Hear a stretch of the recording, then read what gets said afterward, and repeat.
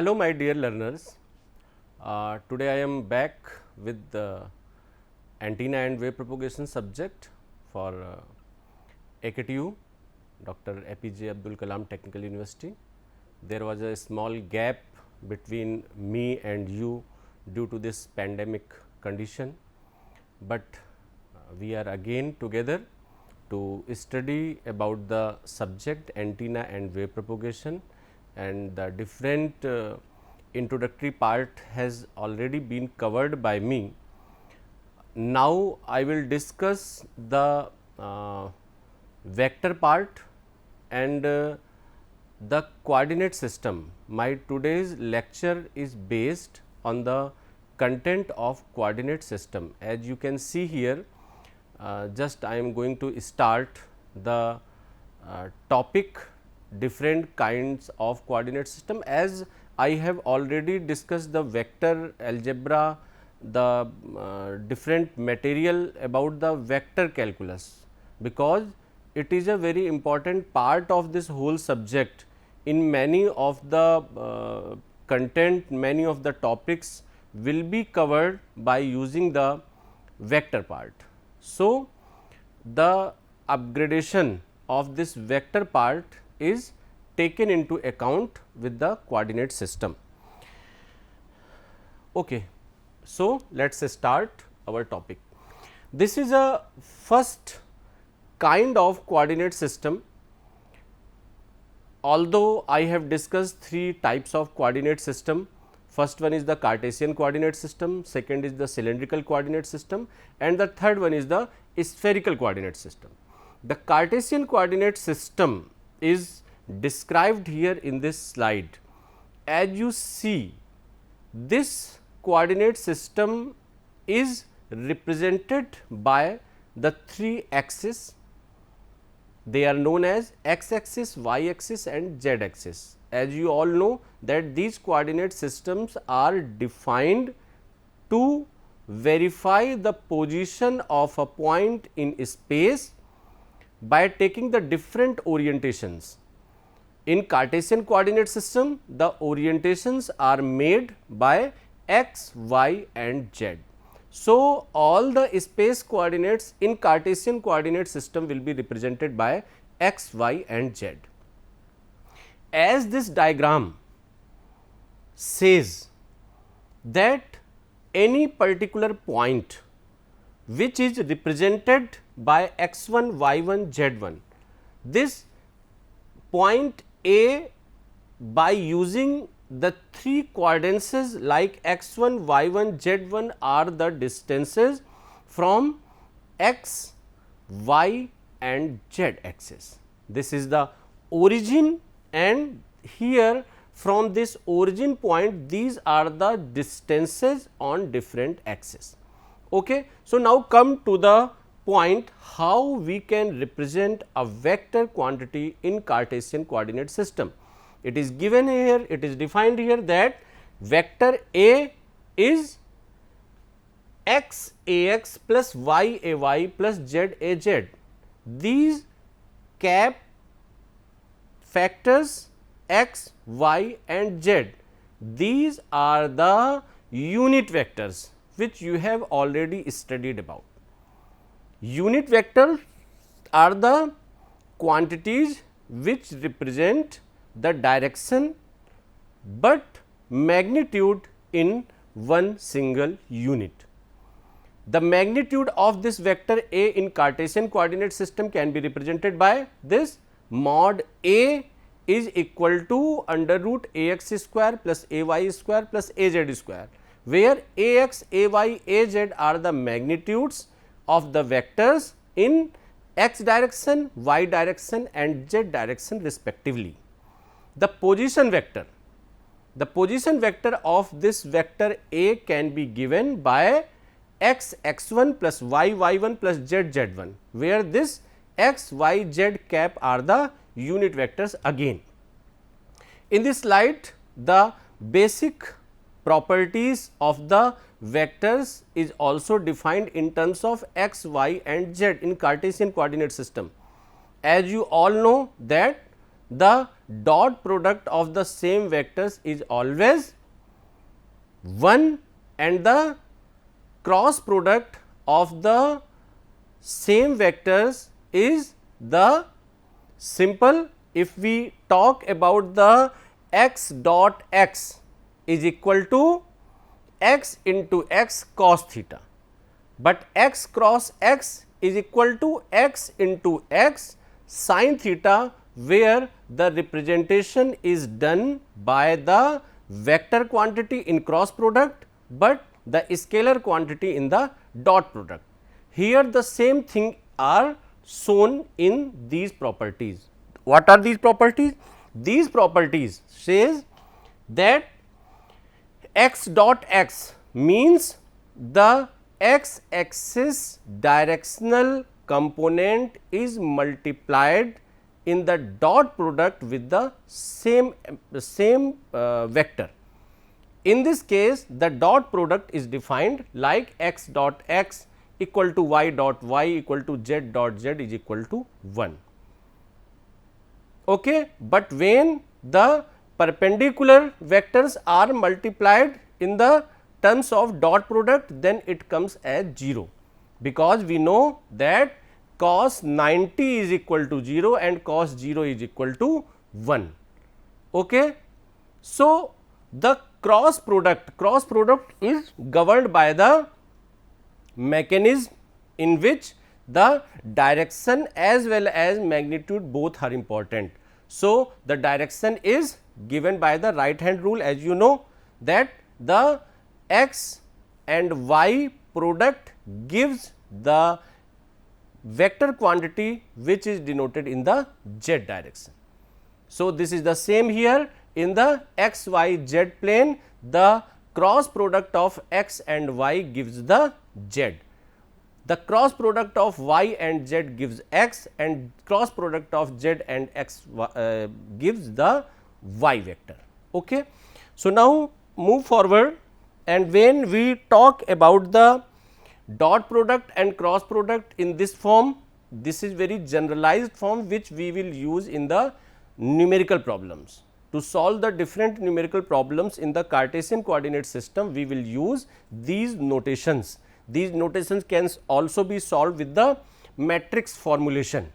Okay. Generally, in the problems when we solve for the cross product, either in the field of electromagnetic field theory, either in the case of antenna and wave propagation, and many different mathematical notations, wherever we use the cross product, we will use the matrix notification for solving these problems, that is given here.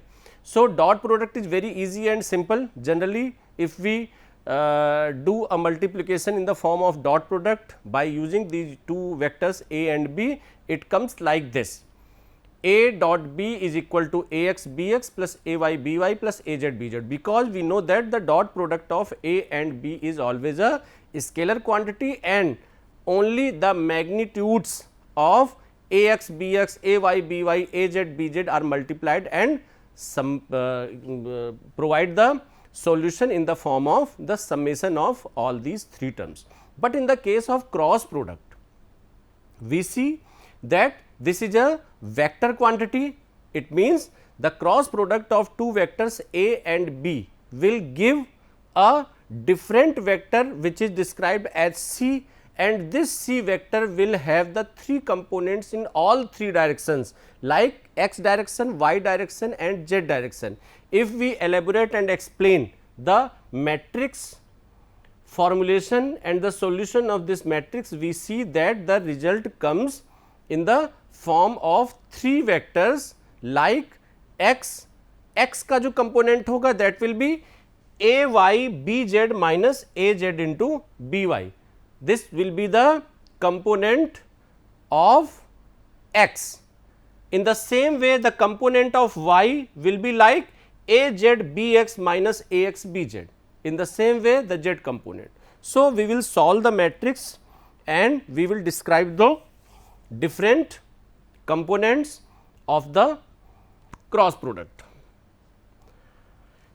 This slide is one of the most important aspect related to the electromagnetic field theory and antenna and wave propagation. This will be used very widely. Why? In this slide, we see that what is the importance to understand the different coordinates, and whatever we have used here, the specifications, the notations in terms of x, y and z. Suppose we want to describe a differential quantity in terms of different coordinate system.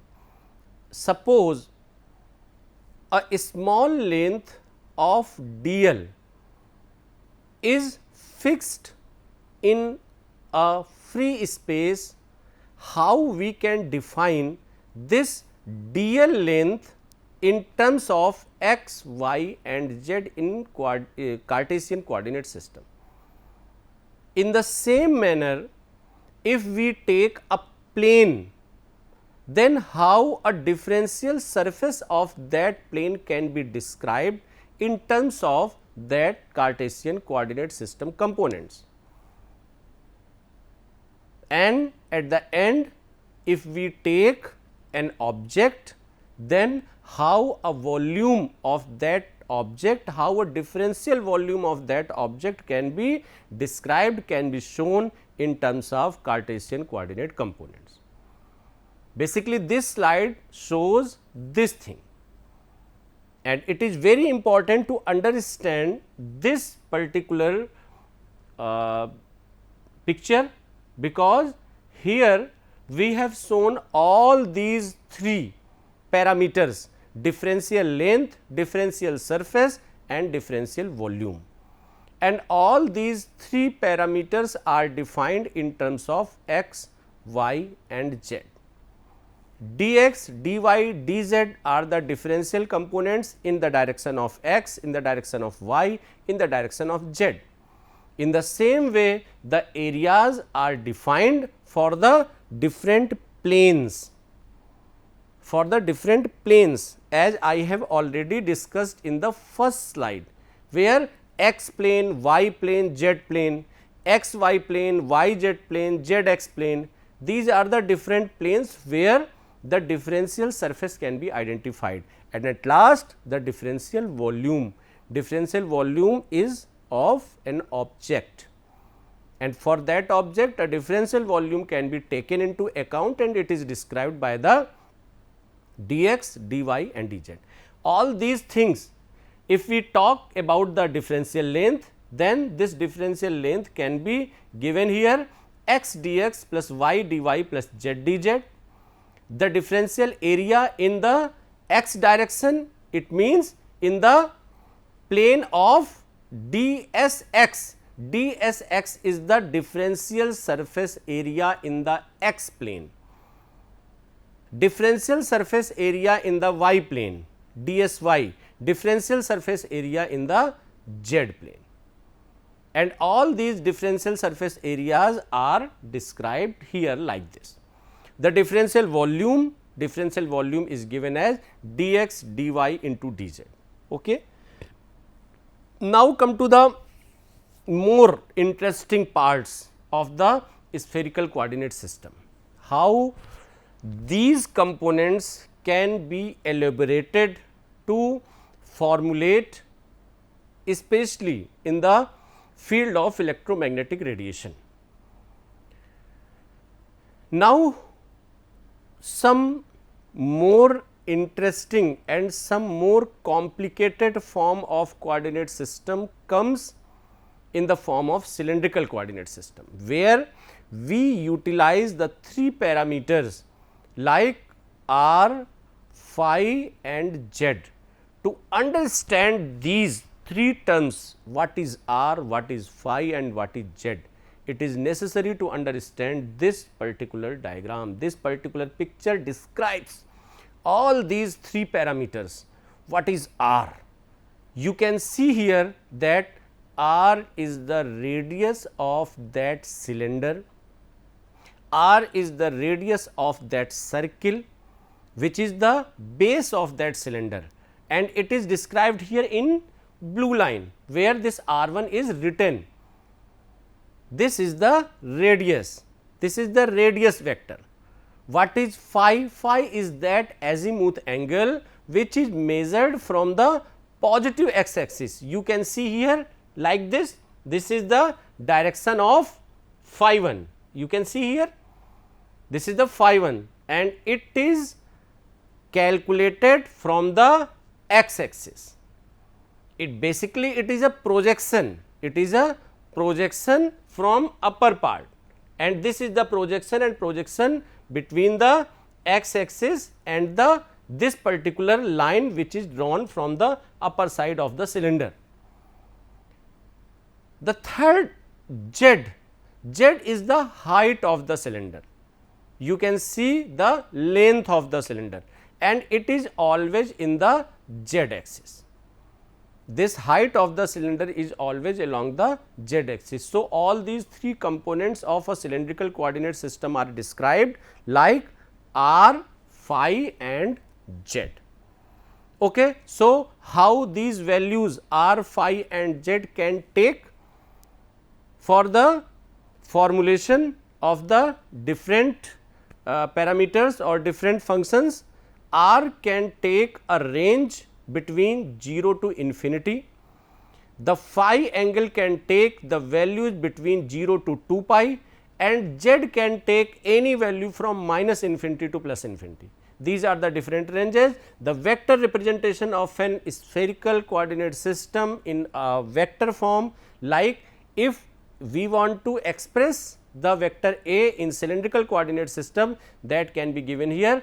A is equal to unit vector A into mod A, and that is equal to R A R plus phi A phi plus Z A Z, where these caps notations of R, phi and Z denote the unit vectors, and the magnitude of this vector A is given as A is equal to under root A R square plus A phi square plus A Z square. The position vector is defined only in terms of R and Z, that is R R1 plus Z Z1, and the base vector properties are same as we have seen in the Cartesian coordinate system, that R cross phi is equal to Z, phi cross Z is equal to R and Z cross R is equal to phi. These are the same properties. Okay. So, this was the introductory part of cylindrical coordinate system. In the same way, the dot product and cross product are defined in the cylindrical coordinate system. Likewise, A dot B is equal to A R B R plus A phi B phi plus A Z B Z, where these A R, A phi, A Z are the components of a unit components of a vector A in cylindrical coordinate system, and B R, B phi, B Z are the components of vector B in cylindrical coordinate system. The cross product is defined in terms of matrix form, and the expansion of this matrix will provide the resultant of the cross product of A cross B in the form of a vector C, which is given like the unit vector R, it is the first direction, the second is phi component and the third component is Z component in the same way. Okay. Next, come to the cylindrical coordinate system, the different differential quantities how we define in cylindrical coordinate system. In cylindrical coordinate system, we define the differential elements in terms of length, area and volume. In the same way as we have discussed and described in Cartesian coordinate system, we will define these differential quantities in cylindrical coordinate system too, but a slight difference is here. What is that difference? That difference will see you in this part, in this second part. How it is different? It is different because it is an angle part, but we have to describe this in terms of length only, and when we want to describe an angle part into length, then we have to multiply it by the radius vector, and here we have done the same thing. Means d phi cannot be written in a single manner, it will always be defined in terms of r d phi, because r d phi is the length of that arc.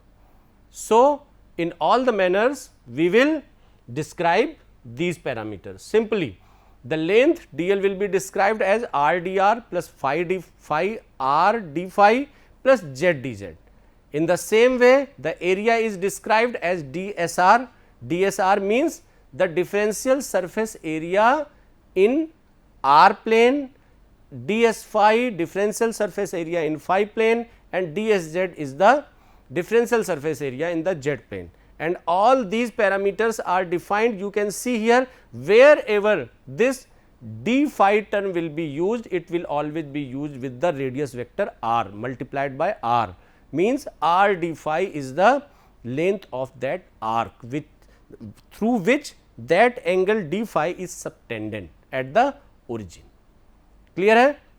Okay. So, the same thing is described here in the case of volume, that the differential volume r dr d phi into dz, where this parameter, इसको confuse करने की जरूरत नहीं है, यहाँ पर जो r into d phi है, dr सेपरेट है, dz सेपरेट है, केवल जो टर्म है बीच का वो है r into d phi, that is dr into r d phi into dz. This is the differential volume.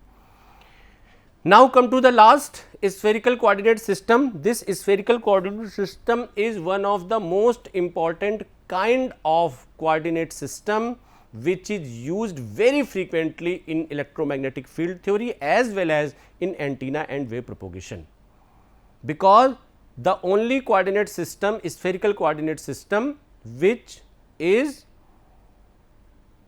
described for the free space. As you all know that electromagnetic radiation and antenna and wave propagation, these, the complete theory of these two subjects is in air. सब कुछ हवा में है. Everything whatever we are studying that is in हवा, in हवा. और जब हम हवा की बात करते हैं तो that हवा is means free space. The complete wireless communication is going to be held in the free space, wireless, that is wireless. Wireless means हवा. So, the spherical coordinate system is the most important kind of coordinate system which will be utilized. The properties of spherical coordinate system will mostly be utilized in these subjects. So, to understand the parameters, the properties, the characteristics, the analysis, mathematical notations, all things are very necessary. So, to describe an spherical coordinate system, we will use three coordinates like r, theta and phi. In a spherical coordinate system, any point can be represented by r, theta and phi. What is r, what is theta, what is phi, you can understand here in this diagram. Simply that r is the radius of that sphere, or you can also say that r is the distance from the origin to that distant point P, where we are using the electromagnetic property or any kind of electromagnetic radiation, or the calculations are done for that point which is called as P, and the distance from that point to the origin is known as r vector, radius vector. Theta is simply, theta is the angle from the z axis to that radial vector r, and in the same way phi is the azimuth angle which is defined in the x y plane for the projection. Okay. So, all these three parameters are defined here. You can also see from here that theta is measured or calculated from the z axis, phi is calculated from the x axis, and this r is the radius or distance vector to that distant point P.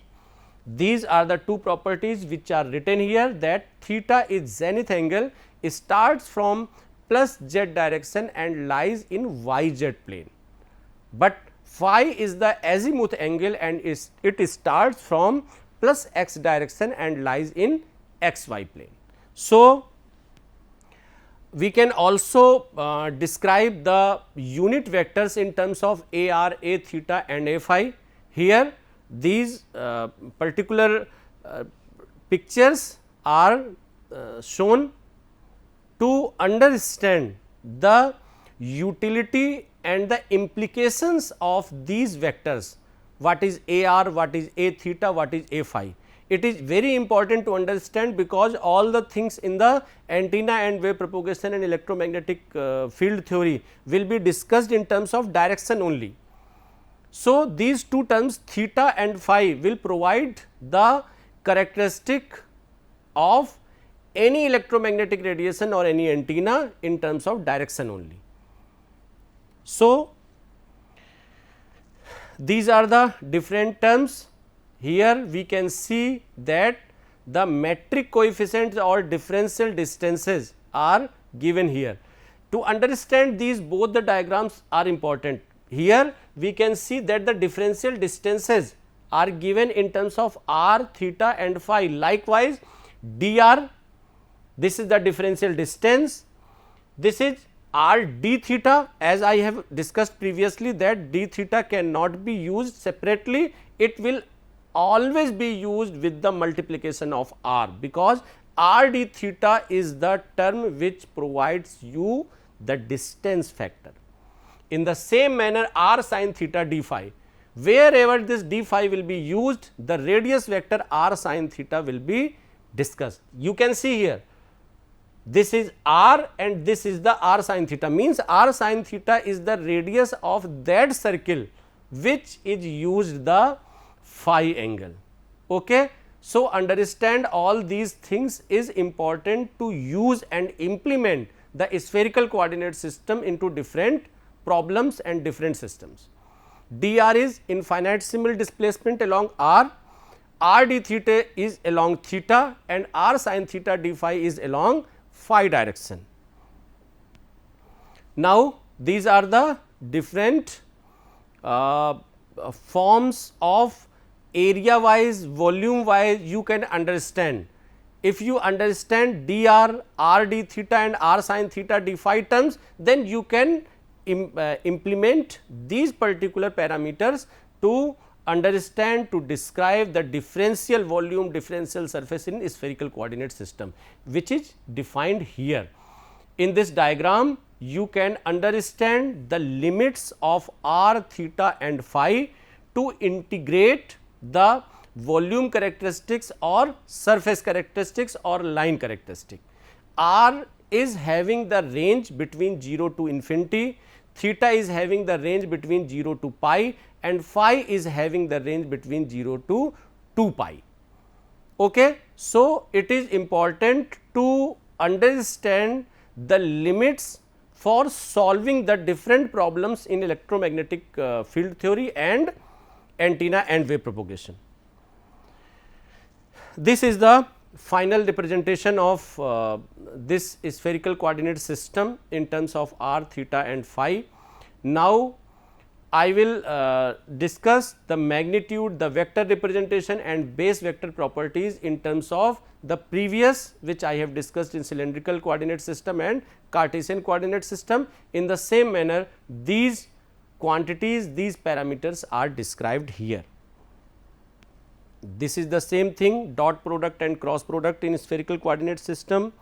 These are the different differential length, differential area and differential volume terms, which are already discussed and identified in the previous slides. You can only see the representation of these terms in this slide. All the things are described here. You can implement to understand the different differential surface, differential volume parts in spherical coordinate system by using this slide. Okay. So, this is just an example to verify the differential volume. When we see that a differential volume of an sphere is taken as r square dr sin theta d theta d phi, we can take the different ranges for r, theta and phi and take the example in the solved form, and we get the volume of an sphere is 4 by 3 pi r cube. Okay. So, these are the vector representations in rectangular, cylindrical and spherical. This is the summary in terms of unit vectors. These are the metric coefficients in the different coordinate systems, as you have already discussed in a elaborated way, and this is the representation of all the 3 Cartesian, cylindrical and spherical coordinate system in the different manners. So, I hope that I was able to make you understand the different things used in the different coordinate systems. So, thank you very much for watching this video. I will come again with the new concepts of EMFT and antenna. Thank you.